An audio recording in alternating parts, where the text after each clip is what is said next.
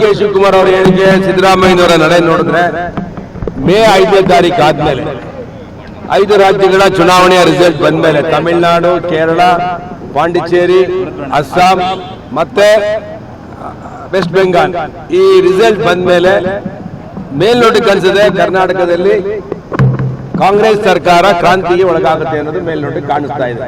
D K Shivakumar ಅವರು ನಿನ್ನೆ ಹೇಳಿಕೆ ಕೊಟ್ಟಿರುವಂತದ್ದು, ನಿನ್ನೆ ಸಿದ್ದರಾಮಯ್ಯನವರ ಮನೆಯಲ್ಲಿ ಆತ್ಮೀಯ ಬಳಗವನ್ನ ಕರೆದು ಮಾತಾಡಿರುವಂತದ್ದು, ಅದಾದ್ಮೇಲೆ ಜಾರಕಿಹೊಳಿ ಅವರು ಸತೀಶ್ ಜಾರಕಿಹೊಳಿ ಕೊಟ್ಟಿರುವಂತ ಹೇಳಿಕೆಗಳನ್ನು ಗಮನಿಸಿದ್ರೆ ಏನೋ ಒಂದು ಗೊಂದಲಗಳಾಗೋ ರೀತಿಯಲ್ಲಿ, ಕ್ರಾಂತಿ ಆಗೋ ರೀತಿಯಲ್ಲಿ ಮೇಲ್ನೋಟಕ್ಕೆ ಕಾಣ್ತಾ ಇದೆ.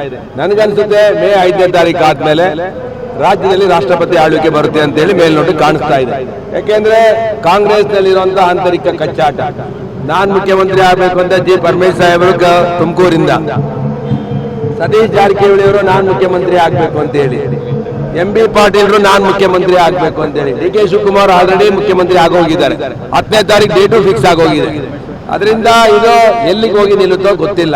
ನನಗನ್ಸುತ್ತೆ ಇದು ಜನಪರ ಅಲ್ಲದ ಸರ್ಕಾರ, ಭ್ರಷ್ಟ ಸರ್ಕಾರ. ಇದು ಎಷ್ಟು ಬೇಗ ತೊಲಗುತ್ತೋ ಅಷ್ಟು ಬೇಗ ಕರ್ನಾಟಕಕ್ಕೆ ಒಳ್ಳೆಯದು ಅಂತೇಳಿ ಜನ ಇಡೀ ಶಾಪ ಆಗ್ತಾ ಇದ್ದಾರೆ. ಇದು ಮೇಲ್ನೋಟಕ್ಕೆ ಕಾಂಗ್ರೆಸ್ಸಿನ ಆಂತರಿಕ ಕಚ್ಚಾಟದಲ್ಲಿ ನೋಡಿದ್ರೆ ಇದು ಮೇಲ್ನೋಟಕ್ಕೆ ಆ ತರ ಕಾಣಿಸ್ತಾ ಇದೆ ಅಂತ ಕಾಣುತ್ತೆ.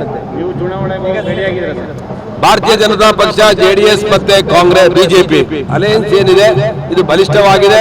ಇವತ್ತು ಚುನಾವಣೆ ನಡೆದ್ರು 175 ಸ್ಥಾನ ಕಾಂಗ್ರೆಸ್, ಬಿಜೆಪಿ ಮತ್ತೆ ಜೆಡಿಎಸ್ ಗಳು ಬರ್ತಾರೆ.